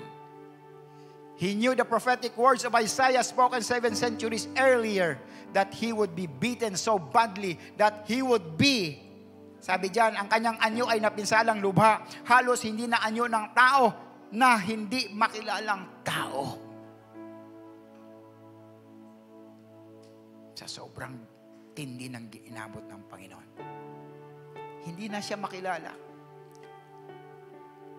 Yung nakita natin, The Passion of Christ sa movie, nakikilala pa eh. Ang sabi dito, hindi na makilala kung ano ba talaga ang kanyang anyo. Dahil sa kasalanan natin, kapatid. Kaya, be serious bilang tagasunod ng Panginoong Yesus. Alalahanin natin yung kanyang dinanas. Doon pa lang sa garden, dama na niya yung bigat, dama na niya ang sakit. Hallelujah. Maging seryoso tayo sa pagiging Kristiyano natin. Because this was paid by the Lord Jesus Christ. His life. Everything. Huwag kayong patumpik-tumpik sa iyong pagiging Kristiyano. Kayo din pagdating ng Lord. Kayo at ang Lord lang nakakaalam sa inyong ginagawa. Maging tapat na lingkod ng Diyos.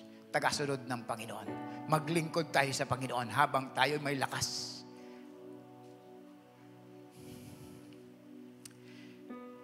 Tsak, yung mga bagay na ito sanhi ng kanyang matinding paghihirap at kalungkutan na naging dahilan ng pagpatak ng kanyang mga pawis na parang dugo. At mayroon pang isa. Crucifixion o yung pagpapako sa krus na itinuturing na pinakamasakit at pinakamahirap na paraan ng pagpatay na ginawa at ginamit sa mga pinakahamak at masasamang tao. But the Lord Jesus, wala siyang kasalanan. Pero dala niya ang kasalanan natin.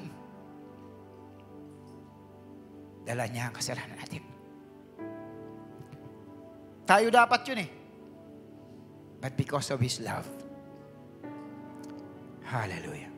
Sabi nga, the frightful was, sabi niya, the pain that the word was designed to explain it. Anong word? Excruciating or unbearable. Na ibig sabihin nito, from the cross. Mula sa pagka-aresto niya sa Garden of Eden until sa oras ng kanyang sinabi, it is finished. Ang tindi na kanyang dinanas. Scripture records only one instance where Jesus cried out in a loud voice. Habang pinasal ang ating mga kasalanan ng ating tagapagligtas, ang bigat ng mga kasalanan ng mundo, dinala niya sa kanyang mga balikat. The suffering servant ay umiyak at sumigaw, Eloi, Eloi, lama sabachthani.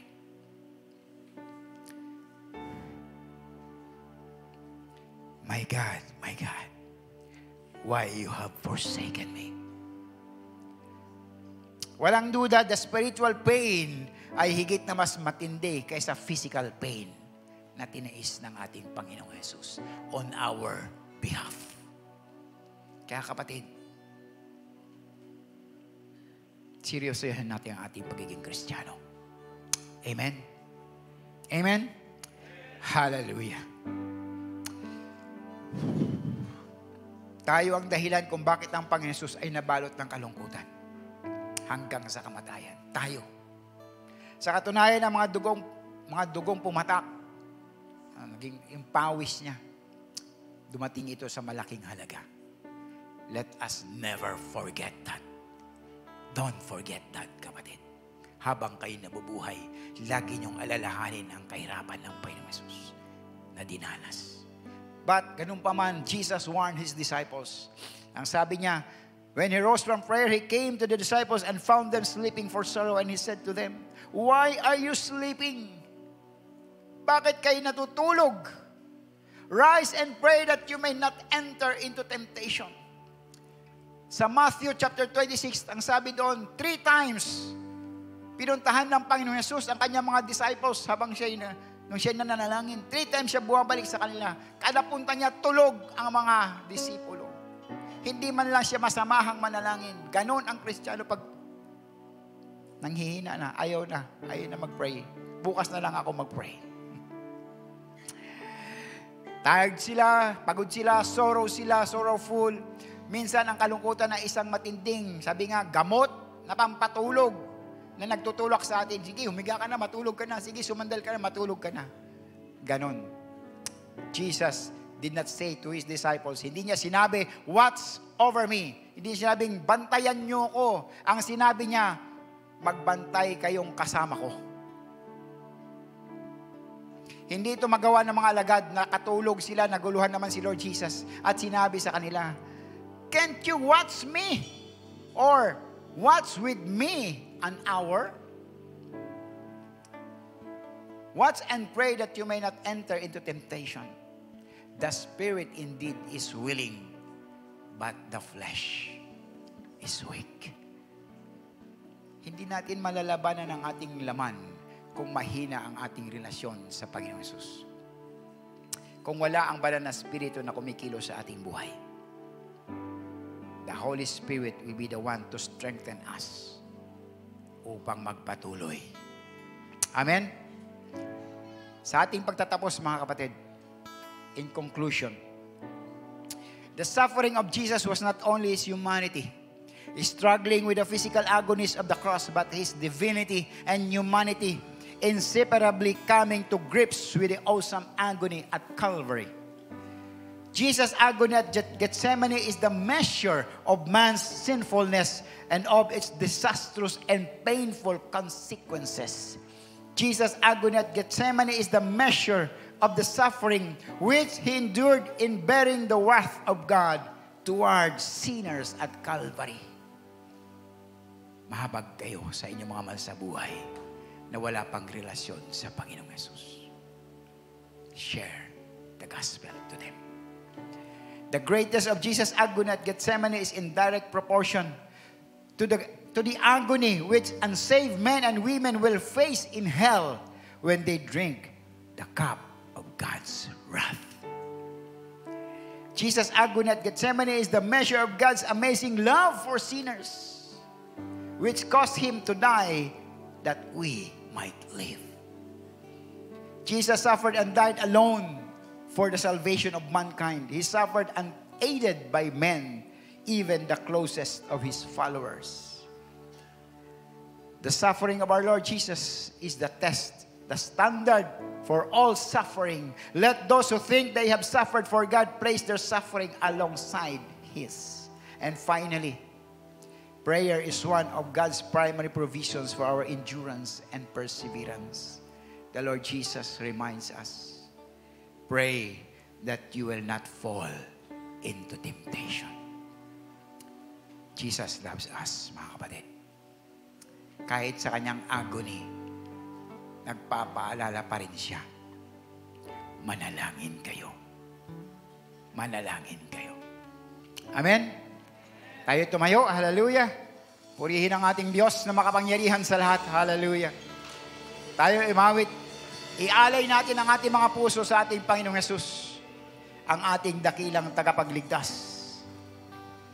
Hallelujah.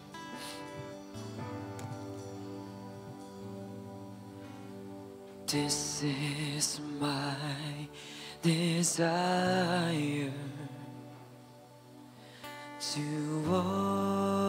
honor you,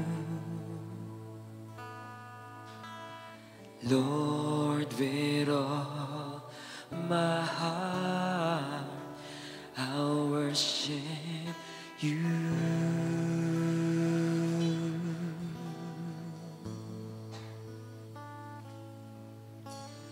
All I have within me, I give you praise. Oh, that I adore is in you.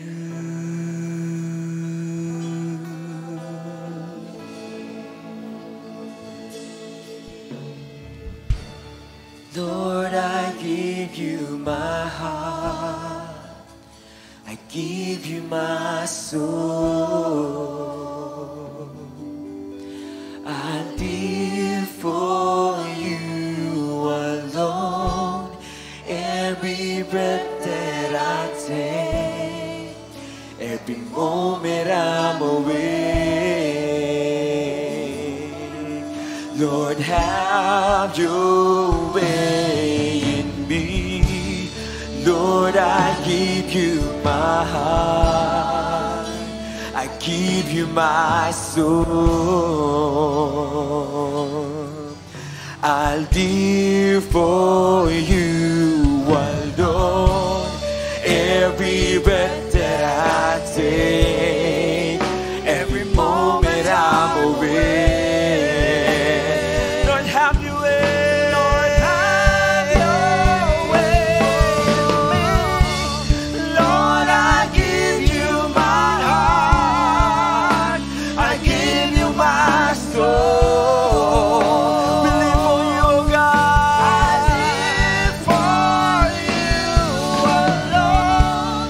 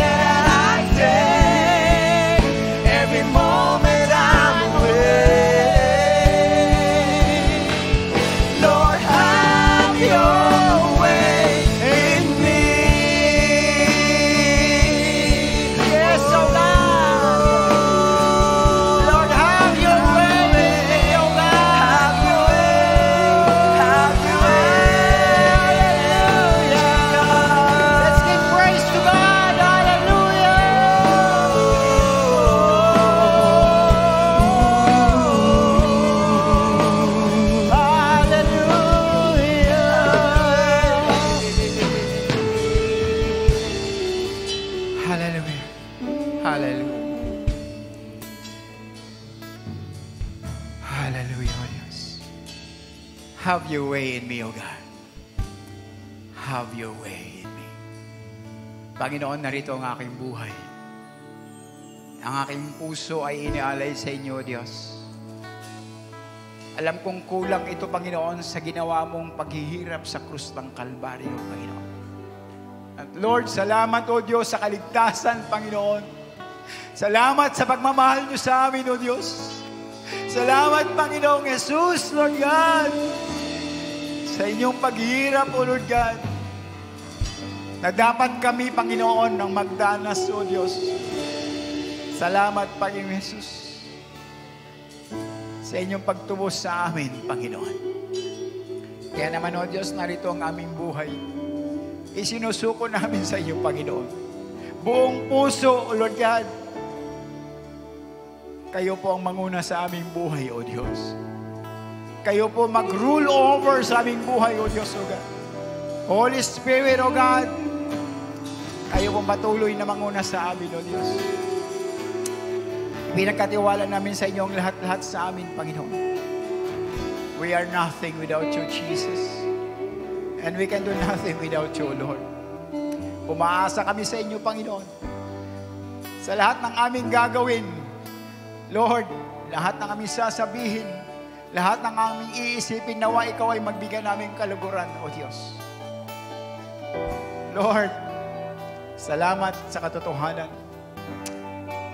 na sa pamamagitan niyo lamang, O Diyos, may kaligtasan, Panginoong Jesus. You are the way, the truth, and the life, O God. Panginoon, salamat. Salamat sa kaligtasan ito, O Diyos. Salamat sa inyong mensahe sa amin, Panginoon, sa mga oras na ito. Tunay, O Diyos, napakabuti niyo sa amin, Panginoon Jesus. Thank you for your loving kindness. Thank you for your faithfulness, O God. Thank you for everything. Truly, Panginoon, O Diyos, sa inyong presensya, meron kaming kaligtasan. Meron kaming kapayapaan. Meron kaming kagalakan, O Diyos. Meron kaming lahat-lahat, Panginoon. Because you are the maker of everything. You are the maker of heaven and earth. The creator of the universe. Walang mahirap sa inyo, Diyos. Lahat ay kaya niyong gawin, Panginoon. Lord, salamat sa buhay ng bawat isa na narito. Even na nasa online, Panginoon. Patuloy niyo kaming patatagin sa aming panampalataya, O Diyos. Upang hindi kami madaya ng dyablo, Panginoon, O God. Increase our faith, O God, day by day. Upang kami makasunod sa inyong kalooban sa aming buhay, O God. To glorify your holy name. Hindi maitataas ang aming sarili, kundi kayo lamang ang maitaas, Panginoon Jesus. Kayo lamang ang mapapurihan at madakila, O Diyos. Salamat po ng marami, Panginoon, sa buhay ng bawat isa na narito. Alam niyo po ang kinakaharap namin in this situation, Panginoon. Alam niyo ang lahat, O Lord God. Abutin niyo po ang pangangailangan ng bawat isa. May mga kapatid man kami may karamdaman, O Diyos. Abutin niyo sila, O God, ng iyong makapangyarihang kamay, O Diyos. For we believe, O God, that there is healing in the name of Jesus. At hindi may kilang yung kamay upang di sila maabot, Panginoon, O God. According to your will, according to your purpose in their lives, Panginoon, O Diyos. Heal them, O God. Heal them, O God.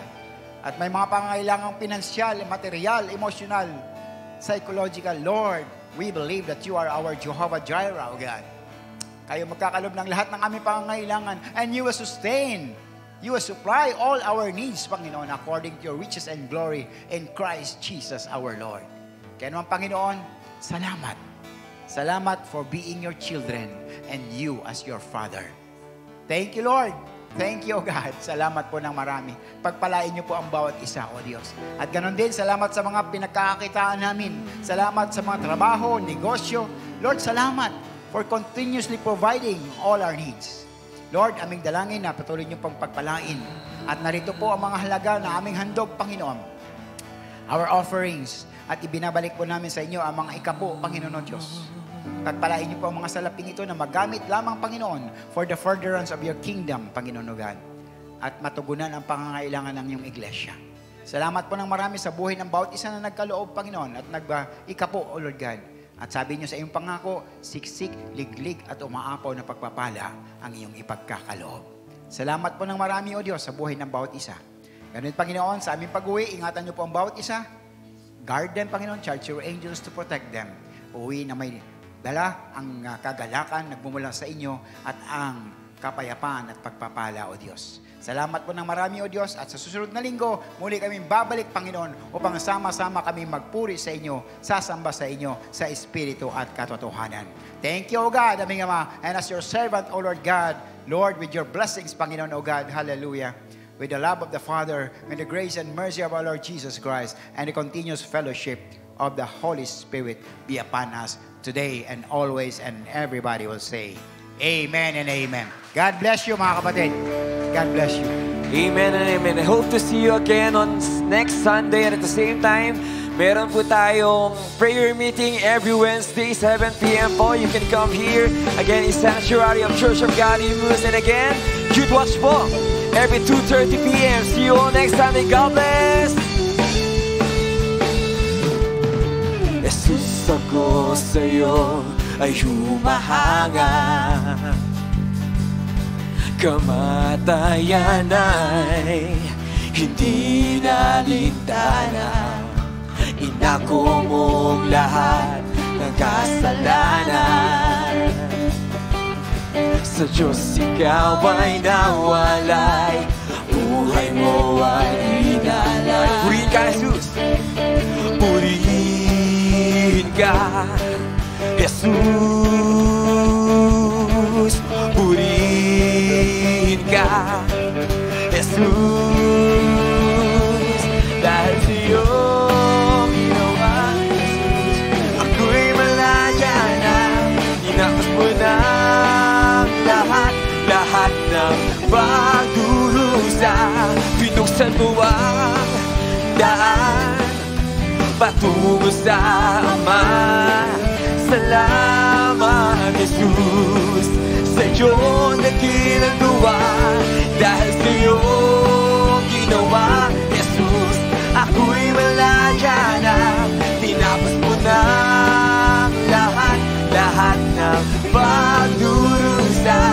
Binuksan mo ang daan patungo sa Ama. Salamat, Jesus, sa iyong dakilang gawa. Yeah!